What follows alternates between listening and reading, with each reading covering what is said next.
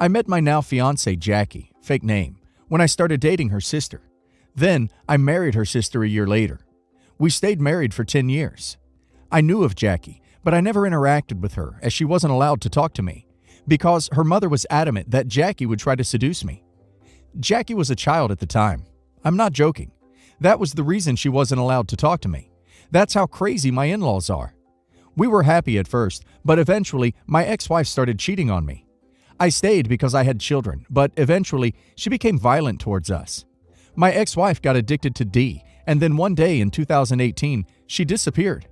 By that time, Jackie was allowed to be around me as she had a fiancé, so she started to spend more time with my sons and I.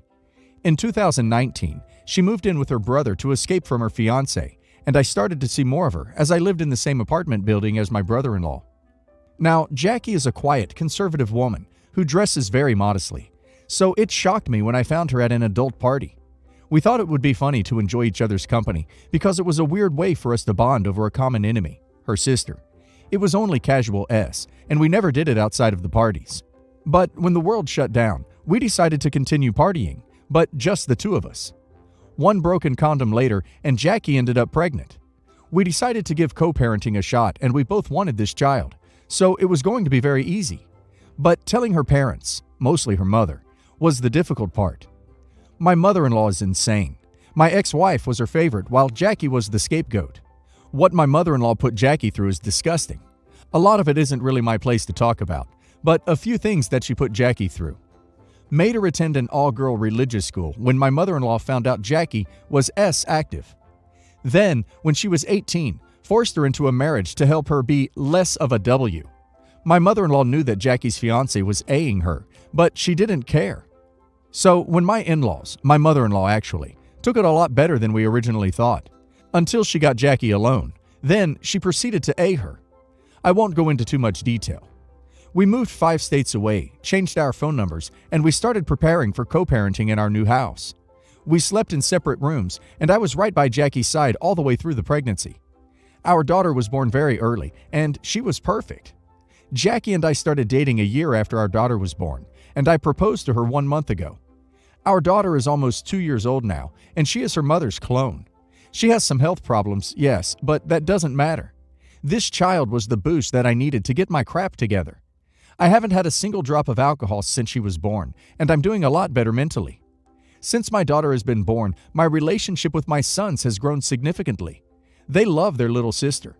They love being big brothers, and seeing them interact is amazing. She is perfect. Now, the only contact Jackie has with her side of the family is that brother, as her other siblings are still under their mom's control. We had no contact with that family since the incident, and I haven't been in contact with my ex-wife after she finally signed the divorce papers.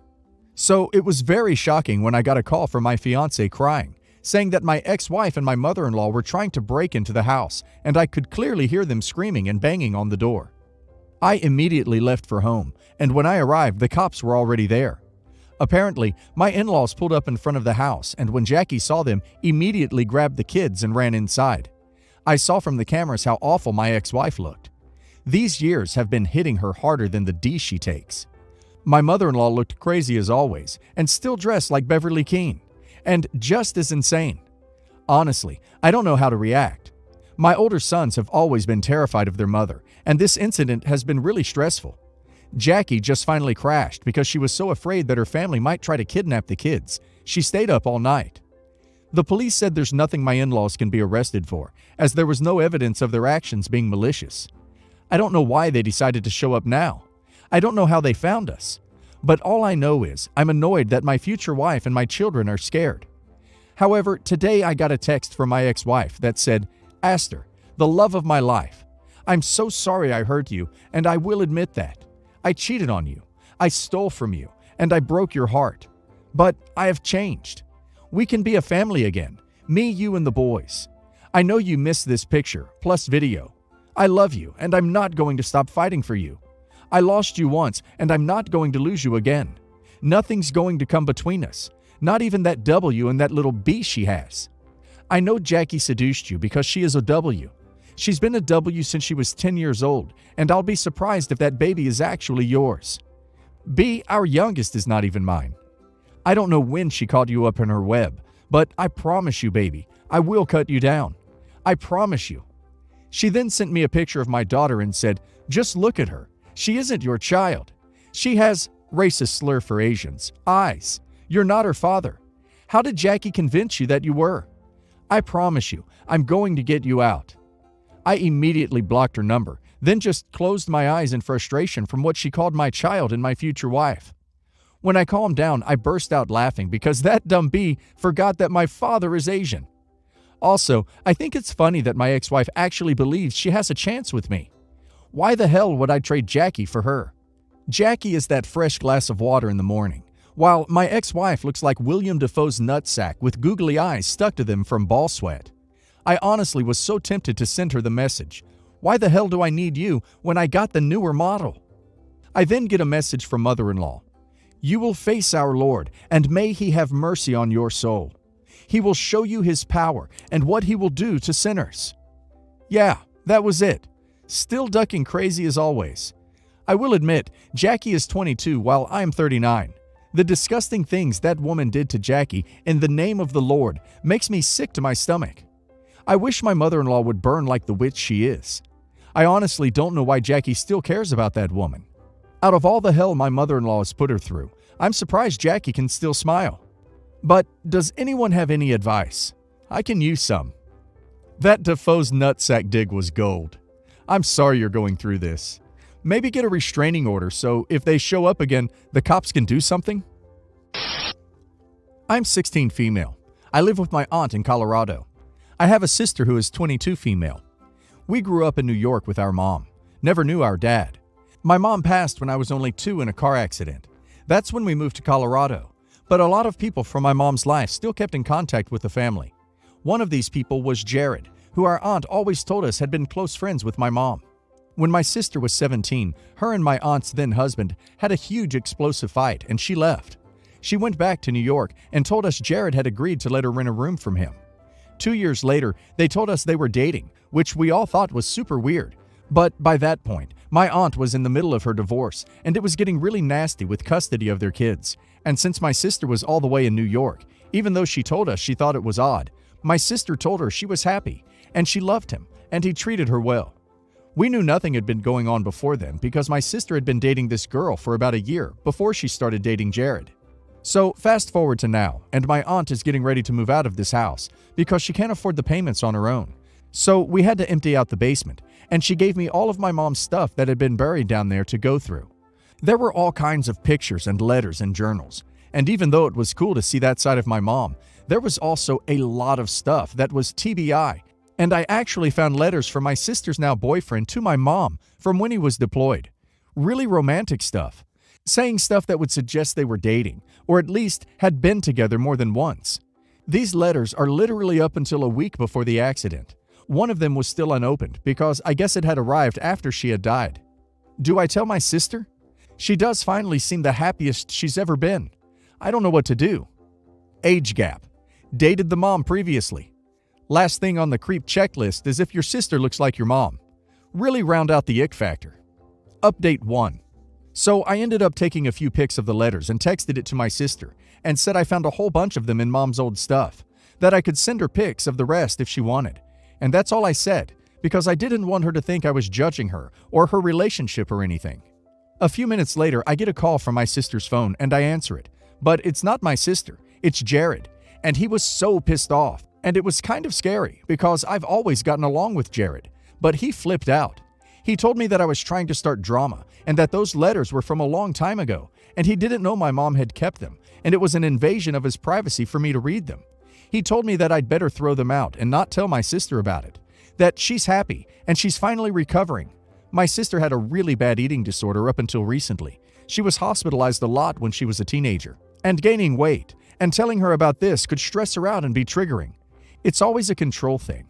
When she feels like she's not in control, she always stops eating and becomes obsessive over how her body looks. And he said she can't be stressed out right now. I told him I thought she should know and he should be open about his past. And he said it would do more harm than good to tell her. He said not to try to tell her again. He was really mad and it was pretty freaky. So I guess I'm not going to tell her unless I can do it face to face. I think he might have already told her something about me though, because she's blocked me on literally everything, down to email. I guess it's not something she needs to know though, especially because he's right about how this might trigger her ED. It's very creepy that he seemed to be very into your mother and then switched to her daughter after she passed. Does your sister look like your mother? He doesn't want you to hide it just for her sake. It's for him, or he would have been open about it before they started dating. Make sure you let her know. Get her on the phone and tell her you tried to tell her something, but he wouldn't let you and is trying to hide it from her. Then send them right while you're on the phone with her to be sure she gets to see it before he can delete it. Yeah, she looks like her. I can't. I'm blocked on everything. Phone, email, all messaging apps. I'm worried he'll intercept me again. It was really freaky. Update 2. So I texted one of the people who used to live in New York who was friends with my mom, but they had moved out of New York a while ago, and they said they had lost contact with Jared. I got freaked out after reading all of these comments and everything, so I called the police department where my sister lives and told them I hadn't heard from her and couldn't contact her and was worried about her. Later on, the cops called me and told me they had gone to her house and talked to her and she was okay. I was basically just going to drop it because as long as she's okay, I really don't want to stress her out or have Jared get mad at me again or anything. We've been going through a lot of personal stuff here too. My aunt's almost ex-husband has been making a lot of drama and calling the house and making threats on social media about my aunt and stuff. He's the reason why my sister went back to New York.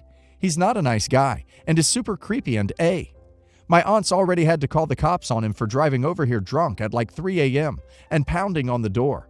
And my cousin, my aunt's son, is supposed to be staying with his dad but is hanging out with a lot of bad people and goes off MIA for days at a time. It's a really bad situation all around. So the next day after the wellness check, I was in my room and someone rang the bell and my aunt answered and it was Ducking Jared. I wanted to jump out of the window. I overheard my aunt being like, "Oh, what are you doing here?" and that he should have called first so she would have made him something to eat. And he was just like, "It's okay, I'm only stopping by." I was in the area to see a client, and Morgan had mentioned that Madison found some pictures and letters I had sent to Abigail while I was deployed, and I'd love to see them. I honestly felt like sobbing at this point because I was so freaked out. He does have some business in Colorado, but he was definitely lying about that. I had told my aunt everything that the letters had said before, but I honestly don't think she was listening to me or taking me seriously because she had just told me to drop it. I don't know, maybe she just didn't want drama because she's dealing with so much crap with everything else. But she was like, "Sure, I'll tell her to bring them down."